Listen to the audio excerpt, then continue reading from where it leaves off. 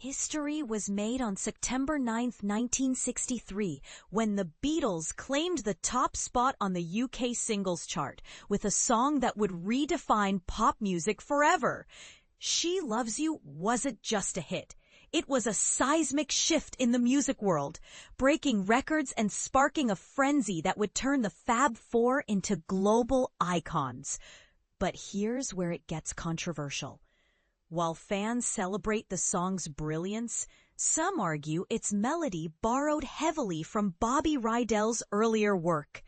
Could this be the reason it became the Beatles' most legendary track, or a spark for debate about originality in music? Let's dive into the story behind the song that changed everything. When John Lennon and Paul McCartney penned She Loves You, they were chasing inspiration from an unexpected source: Bobby Rydell's 1961 hit, Forget Him. McCartney later revealed that the duo brainstormed a call-and-response concept during a van ride to a concert in Newcastle, eventually ditching the original idea, but keeping the catchy phrase, She Loves You, as the song's backbone. "We wrote it in a hotel room, guitars in hand, just jamming until the magic clicked," McCartney recalled. The result? A track that would sell millions and dominate charts across the globe. The song's success was unprecedented.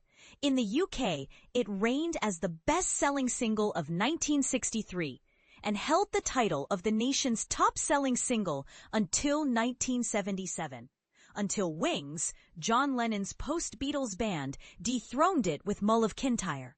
But should that even matter? Does a new record negate the original achievement, or does it simply highlight how music's legacy evolves? Meanwhile, in the US, She Loves You was part of a historic sweep. On April 4, 1964, the Beatles became the only band to occupy the top 5 spots on the Billboard Hot 100, a feat that still boggles fans today.